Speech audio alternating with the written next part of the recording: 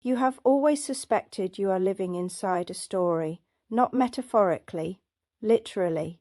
The patterns repeat, the same wounds, the same roles, the same strange sense that you have done this before, that you are playing a part written long before you were born. There is a reason for that, and it has a name, several names actually, names that are thousands of years old, carried through myth, fairy tale, and sacred text. Names that describe you with a precision no personality test ever could. This is not a video about archetypes as abstract concepts. This is a video about why you recognized yourself in stories before you recognized yourself in life. Why certain myths felt like mirrors. Why you have always known, somewhere beneath language, that you are participating in something ancient. The INFJ does not simply relate to mythological figures. The INFJ is living the patterns those figures embody. And once you see this clearly, everything about your strange and difficult experience begins to make a different kind of sense. Jung understood something that personality psychology has largely forgotten. He knew that the psyche does not invent its patterns from scratch, it inherits them. The archetypes are not metaphors we apply to human experience. They are the deep structures through which human experience becomes possible at all. When you feel like the one who sees what others cannot see, you are not experiencing a quirk of your neurology. You are stepping into a pattern that has existed as long as humans have told stories about themselves. The seer, the wounded healer, the hermit, the exile. These are not characters in books. They are the shapes your life takes when you are wired the way you are wired. Consider for a moment how strange it is that you recognized yourself in myths before you had language for your own inner life. Perhaps as a child you were drawn to certain stories without knowing why. The figure who stood apart, the one who carried knowledge that others refused to hear, the healer who could not heal themselves. You did not choose these resonances, they chose you, because you were already living the pattern before you ever encountered its name. The first archetype that claims the INFJ is the seer, not the mystic with crystals and prophecies, but something far more unsettling. The seer is Cassandra, cursed by Apollo to speak the truth that no one will believe. The seer is the child at the family gathering who watches the adults and knows with absolute certainty which marriage will not survive the year, which friendship is already over, which smile is hiding something that will eventually destroy everything. You did not ask for this knowing. It simply arrived, fully formed, like a memory of something that has not happened yet. And the curse is not the seeing. The curse is knowing and not being believed, speaking and being dismissed, watching others walk toward precisely the disaster you named months ago, then being told you're too negative, too intense, too much. The seer archetype explains why your pattern recognition feels less like a skill and more like a sentence, why you have learned, over years of being unheard, to simply watch in silence, to let others discover what you already knew, to carry the strange loneliness of perception that cannot be shared.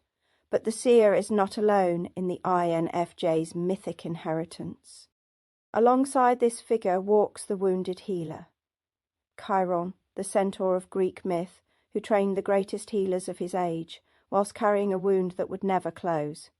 This is the archetype that explains why you absorb others' pain, why people tell you things within minutes of meeting you, why you can hold space for suffering that would break others, transmuting their darkness into something bearable whilst your own darkness remains untouched and untouchable. The wounded healer does not heal despite their wound. They heal because of it. The very thing that will not close in you is what allows you to reach into the closed places of others. This is not a flaw in your system. It is the system itself. And the shadow of this archetype is the exhaustion that comes from being the vessel that never empties, the one who holds and holds and holds, whilst wondering if anyone will ever hold them. Then there is the hermit, not the antisocial reclusive stereotype, but the figure with the lantern who withdraws into darkness, not from weakness, but from necessity. The hermit knows something that the village cannot hear yet. The hermit carries a light found only in solitude. Your need for withdrawal is not avoidance, it is the archetype expressing itself through you. The hermit must go into the cave alone because what they are seeking cannot be found in company. And when they emerge, they carry something the community needs but did not know to ask for. Every time you cancel plans to sit in silence with your own thoughts, you are not failing at being social. You are honouring an ancient pattern that knows some lights can only be kindled in the dark. The shapeshifter archetype captures something the INFJ rarely admits aloud. You wear faces, not from deception, but from the exhausting work of translation. You are one person with your family, another with colleagues, another with the friend who has known you the longest, another alone. This is not inauthenticity, though it can feel that way when you catch yourself performing a version of yourself you are not sure is real. The shapeshifter moves between worlds precisely because they belong fully to none of them.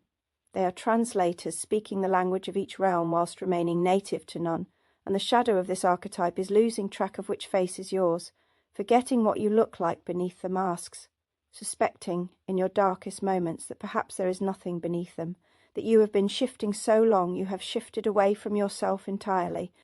This brings us to the exile, the one who stands permanently outside the village, not rejected, not cast out, simply never quite belonging. The exile archetype explains the particular loneliness of the INFJ, which is not the loneliness of being disliked, but of being unseen. You can be loved and still be an exile, surrounded by people who care about you, and still carry the bone-deep knowledge that something about you does not fit, that you are observing the human experience from slightly outside it, that you will never quite arrive in the place where others seem to live without effort. The exile is not a wounded figure to be healed. The exile is a structural reality of certain kinds of consciousness. And the strange gift of this archetype is that the view from outside is clearer than the view from within. The exile sees what the village cannot see about itself, because the exile was never absorbed into the village's assumptions. Finally, there is the guardian of thresholds, the figure who stands at the doorway between worlds. In myth, this is the one who helps others cross into transformation whilst remaining on the boundary themselves. Hecate at the crossroads, Hermes guiding souls between life and death. The INFJ often finds themselves in this role without choosing it. You are the one friends come to when their lives are falling apart, the one who helps others navigate the dark passages, who holds the door open whilst they cross into whatever comes next. And you remain at the threshold, watching them enter the next chapter, wondering when someone will come to hold the door for you. These 6 archetypes are not personality traits. They are patterns of being that exist in the collective unconscious, waiting for certain kinds of consciousness to step into them. The INFJ does not choose to identify with the seer or the wounded healer. The INFJ recognizes these figures because they are already living these patterns, because their psyche is already organized along these ancient lines. And here is where it becomes genuinely strange. Here is the shadow that rarely gets spoken of. To live inside an archetype is not simply to embody its gifts, it is to be subject to its pull. Archetypes do not ask permission. They are not costumes you put on and take off. They are currents that move through you, shaping your choices in ways you do not always recognize. The seer cannot stop seeing. The wounded healer cannot stop absorbing. The hermit cannot stop withdrawing. The shapeshifter cannot stop adapting. The exile cannot simply decide to belong. The guardian cannot walk through the doors they hold open for others. Recognizing yourself in these patterns is not just validation, it is confronting, because it means your struggles are not problems to be solved, but archetypal tensions to be lived. The seer will always see too much. The wounded healer will always carry the unhealed wound. This is not pessimism, it is the strange comfort of recognizing that what you are struggling with is not personal failure, but participation in something far larger than yourself. Jung wrote that we do not become enlightened by imagining figures of light, but by making the darkness conscious. For the INFJ, this means something specific. It means that understanding your archetypal inheritance is not just about celebration. It means looking at the shadow side of each pattern. The seer who becomes cynical, who stops warning because no one listens anyway. The wounded healer who martyrs themselves, who makes their wound the center of their identity rather than the source of their service.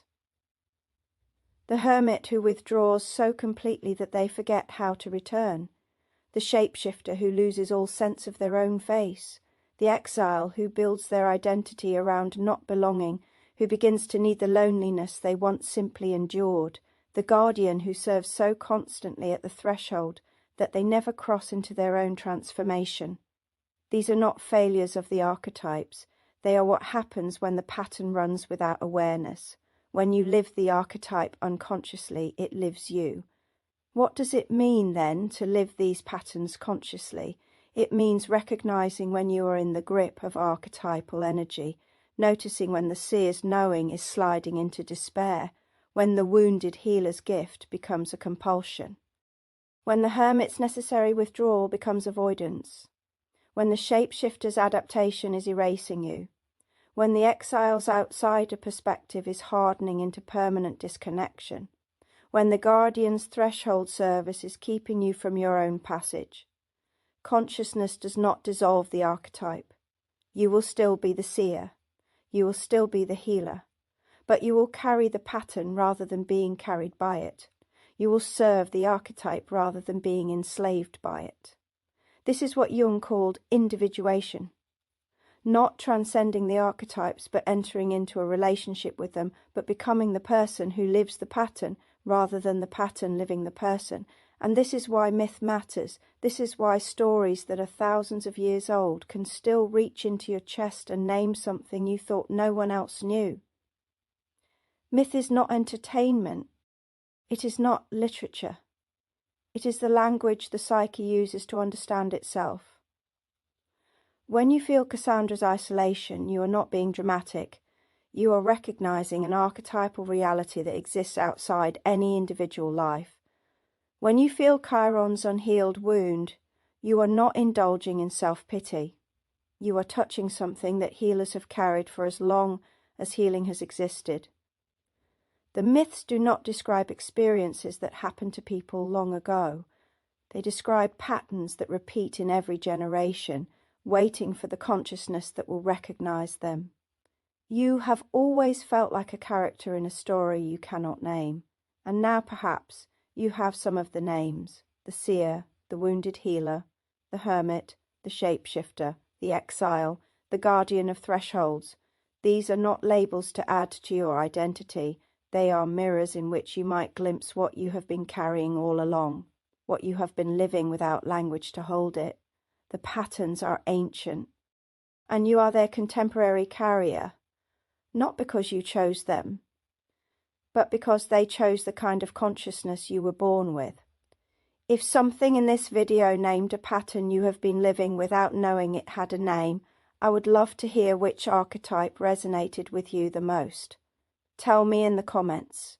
And if you want to continue exploring this territory where psychology meets myth and the INFJ experience becomes something larger than personal struggle, subscribe. This is a place where the strange way you are wired is not pathology. It is participation in something that matters.